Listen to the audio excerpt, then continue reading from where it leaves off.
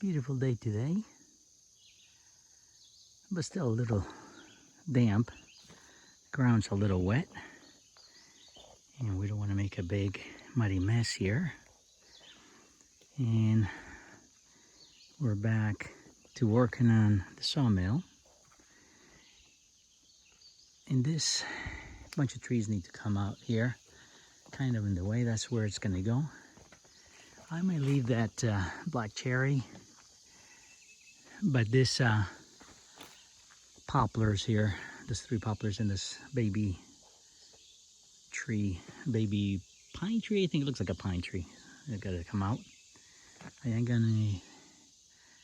going to save this pine trees here. This 3, actually 4, with this one. Let them grow a bit and maybe keep them if I can. But I definitely do not have enough room here to place the sawmill with this 3 poplars right there. So I'll give it about a couple of hours and I'll start working on that.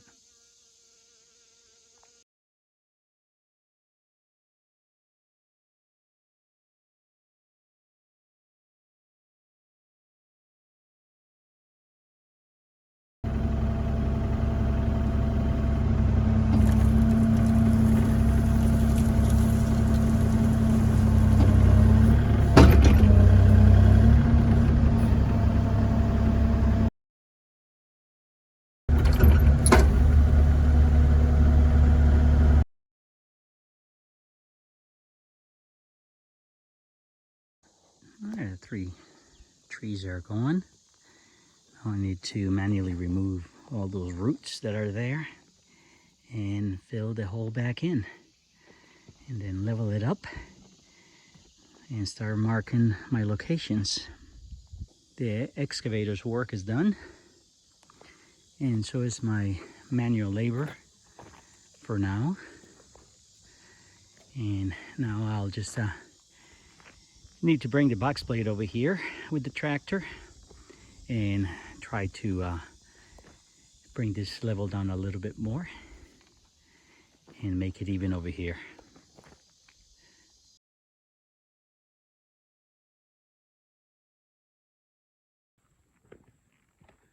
I'm going to take measurements and try to get a level here, so it's going to go between those 2 trees.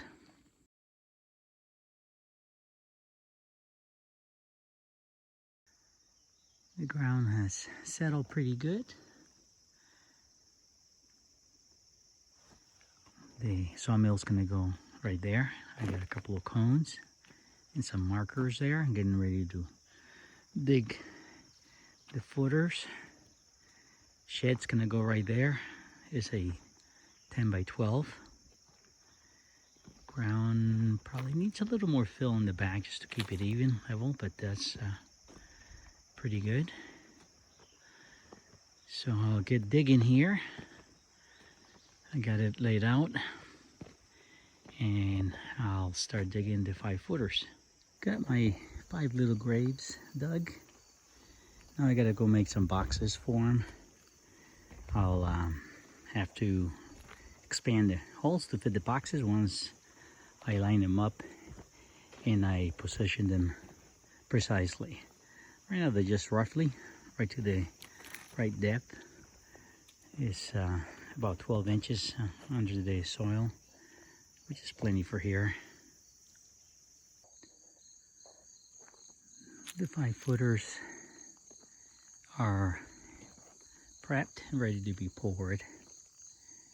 They're all leveled and aligned, hopefully. I just gotta mix it and pour it in there. They're about 5.5 inches of concrete, about 12 inches underground. It's a good thing I put a T here from my water line so I can use water at this location. water line runs right through here. That's the road right there. Not sure what I'm going to do here, but there's the valve. Keep it covered with that. It's been there now for 5 years or so. I got the rebar and concrete in place yesterday. Now I'm setting up my string for the blocks. So I got my plan here as far as how it should be laid out. And my dimensions, well, actually it goes this way here. And also my heights. Now this is the layout of, I only have 4 here. Initially I was going to go with 4 footers. I decided to go to 5 for better support. And the elevations is on my, this one here. That's my height. And ideally I wanted it around my knees for the top of the rail. And it's going to give me about 6 inches so I can scoop the dust, the sawdust, underneath the track. I got the 5 footers done. Now I need to just fill them up with concrete. I got a floating seed or something there between the cobwebs. I'm not a block layer, so they're not perfect, but they're close to being where they should be, leveled and in line. So I'll just fill them up and I guess wait 30 days before we mount the wood on there. I've got the cement poured in a little temporary shelter till I get the permanent structure done. We'll give it about 30 days and get back to assembling the sawmill.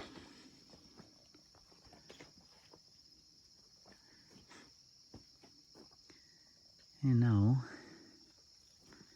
I gotta just level this area a little bit more to put the storage shed in place.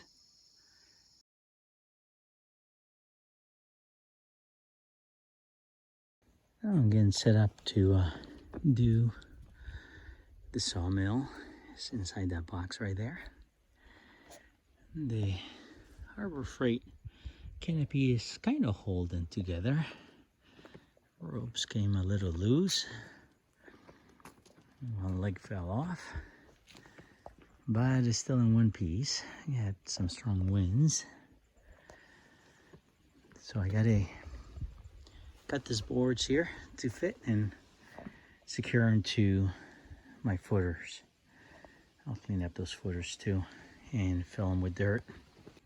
I have about a 20-foot expand between my footers, so I'll check with my extended rail and see if that matches before I cut everything up.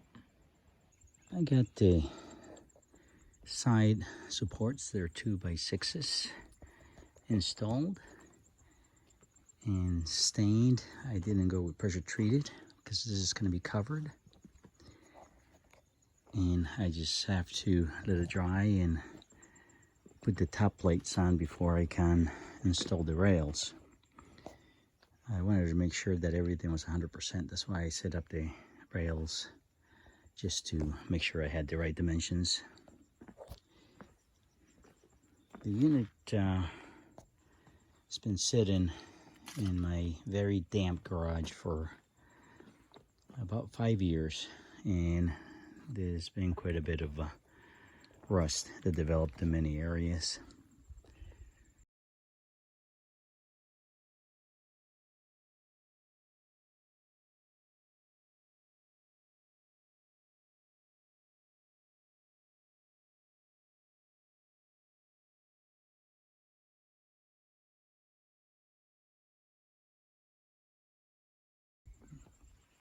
So the coatings are not the greatest. I know it was high humidity, even though it was indoors. There's the blade and the rust on the blade. The other thing I didn't like is this rail here. It's got a bunch of machining chatter on there. I mean, there's a bunch of bumps in there. It's not smooth. So I'm gonna put this rail towards the end, because this is right at the beginning. And I'm not sure if this is gonna make it bounce when I'm trying to cut. So it's not gonna be smooth. So I'm gonna install it all the way at the end. So hopefully it won't be too bad. I just have to finish securing the 2x6 down here to the 2x8 on top. I'm going to be putting screws between the two about every foot all the way down. But it's already anchored to the concrete in several places. And I can finally start trying to assemble the track.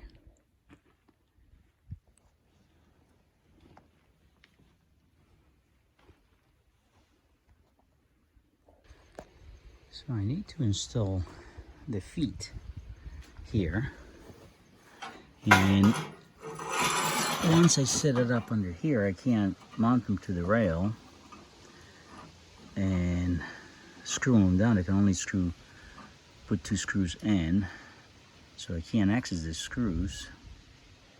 So what I'm going to do is lay the track down exactly where it's supposed to be, 100% squared off, and ran a string 26 inches from outside rail to outside rail. Ran the string on both sides, and now I'm going to mark it where the legs are supposed to be with a little circle, and I'll install the legs on there first and then mount the rails on top. That way I can put all 4 screws in each foot.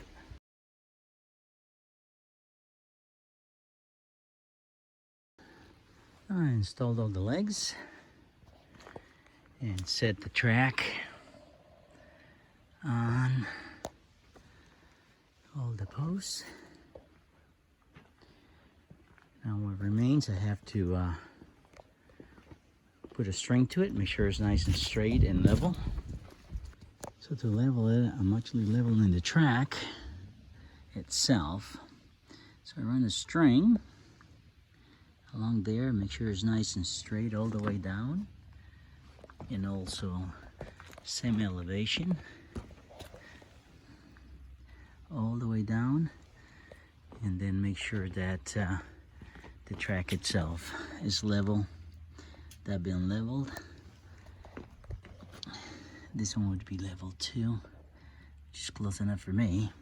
And I confirm my 26 inch from outside the rails all the way down, and then level it in this direction. Get the level in this direction, and pretty close right there. And run a string the same way all the way down. The unit is assembled, has to be still tightened up and also leveled. A couple of missing screws, no big deal, a lot of rust, but not bad.